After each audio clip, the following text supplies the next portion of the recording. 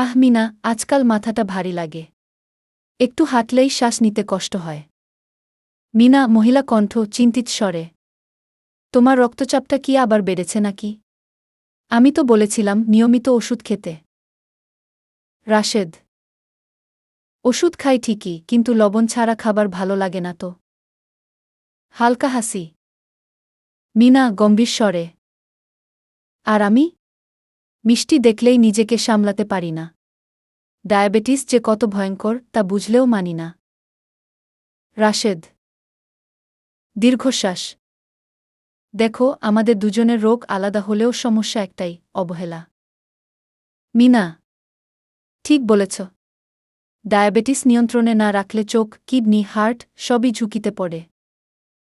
রাশেদ: আর উচ্চ রক্তচাপ চুপচাপ শরীরের ভেতর ক্ষতি করে যায়।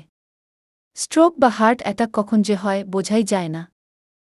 মিনা আত্মবিশ্বাসী কণ্ঠে: চলো, আজ থেকেই সিদ্ধান্ত নিই। নিয়মিত হাঁটব, খাবারে নিয়ন্ত্রণ রাখব, সময়মতো ওষুধ খাব। রাশেদ আশাবাদী কণ্ঠে: হ্যাঁ, আর মাসে একবার চেক আপ করাব। সুস্থ থাকতে হলে সচেতন হওয়াই সবচেয়ে বড় ওষুধ। মিনা হালকা হাসি। রোগ আমাদের পরিচয় নয়, সচেতনতাই আমাদের শক্তি। রাশেদ: ঠিক তাই। চল, একসাথে সুস্থ জীবনের পথে হাঁটি। বার্তা ন্যারেশন হিসেবে ব্যবহারযোগ্য। ডায়াবেটিস ও উচ্চ রক্তচাপ নিয়ন্ত্রণে রাখতে নিয়মিত ব্যায়াম, সঠিক খাদ্যাভ্যাস এবং চিকিৎসকের পরামর্শ মেনে চলুন। সচেতনতাই জীবন বাঁচায়। হ্যাঁ বন্ধুরা, এতক্ষণ যে গল্পটি শুনলেন, এটা গল্প হলেও এটাই বাস্তবতা। ডায়াবেটিস, উচ্চ রক্তচাপ,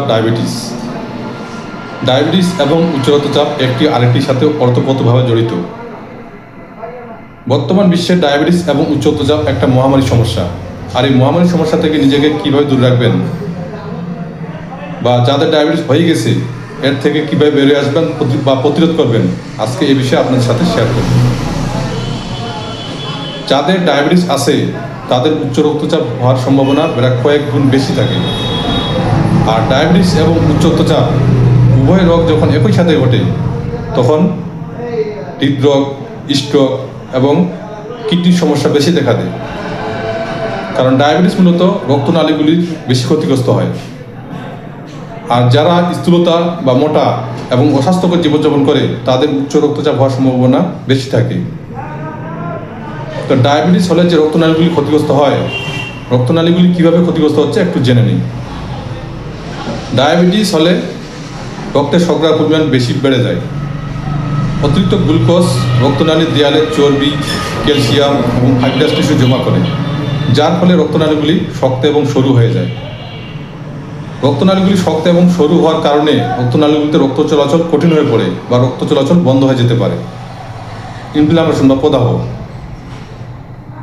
উচ্চ শর্করার কারণে শরীরে প্রদাহ সৃষ্টি হয় এবং রক্তনালীগুলি ক্ষতি এবং অতিরিক্ত প্লাক জমা হওয়া আরও বাড়িয়ে দেয়। রক্তনালীর সংকীর্ণতা, উচ্চ শর্করার কারণে রক্তনালীগুলি সরু হয়ে যায়, যার ফলে রক্তনালীগুলিতে রক্ত চলাচল কঠিন হয়ে পড়ে। তো ডায়াবেটিস হলে কোন কোন অঙ্গের ক্ষতি হয়? হৃৎপিণ্ড এবং মস্তিষ্ক, এই দুটি অঙ্গের সবথেকে বেশি ক্ষতি হয়। ডায়াবেটিস এবং উচ্চ রক্তচাপের কারণে বড় বড় রক্তনালীগুলি বেশি ক্ষতিগ্রস্ত হয়, যার ফলে হার্ট অ্যাটাক এবং স্ট্রোকের ঝুঁকি বেশি থাকে। কিডনি, রক্তনালীগুলি ক্ষতিগ্রস্ত হলে কিডনি ফেলিউর পর্যন্ত হতে পারে। চোখ, সূক্ষ্ম রক্তনালীগুলি ক্ষতিগ্রস্ত হলে দৃষ্টিশক্তি দুর্বলতা এবং অন্ধত্ব পর্যন্ত ঘটতে পারে। স্নায়ুগুলিতে রক্ত সরবরাহ কমে যাওয়াতে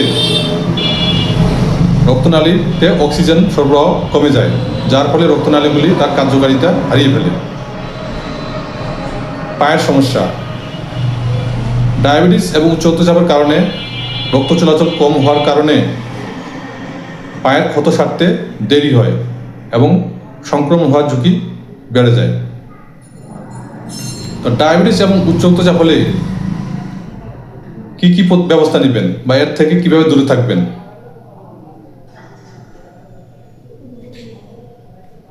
ডায়াবেটিস এবং উচ্চ রক্তচাপ হলে সর্বপ্রথম কোলেস্টেরল নিয়ন্ত্রণ রাখতে হবে। উচ্চ রক্তচাপ এবং কোলেস্টেরল নিয়ন্ত্রণ রাখতে হবে। রক্তে শর্করার পরিমাণ নিয়ন্ত্রণ রাখতে হবে। স্বাস্থ্যকর খাবার এবং নিয়মিত ব্যায়াম করতে হবে।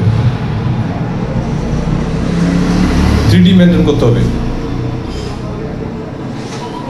ডিসিপ্লিন, ডায়েট, ড্রাগ, এই 3টি ডি বা 3D যদি মেনটেন করে চলা যায়, তার ডায়াবেটিস এবং উচ্চ রক্তচাপ হওয়ার সম্ভাবনা থাকবে না।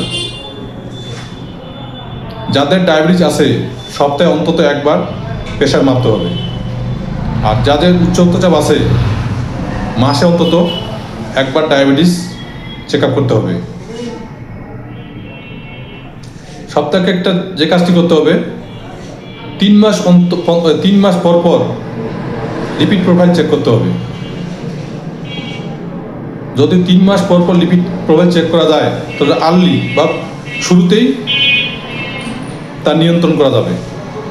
ডায়াবেটিস হোক বা উচ্চ রক্তচাপ হোক, 3 মাস পর পর যদি লিপিড প্রোফাইল চেক করা যায় তাহলে সহজেই রোগটাকে দূরে রাখা যাবে।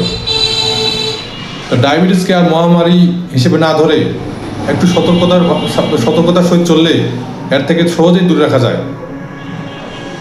বিশেষ করে স্বাস্থ্যকর খাবার, নিয়মিত ব্যায়াম এবং নিয়মিত চেক আপ করা, এই 3টি কাজ করলে ডায়াবেটিস থেকে সহজেই দূরে রাখা সম্ভব।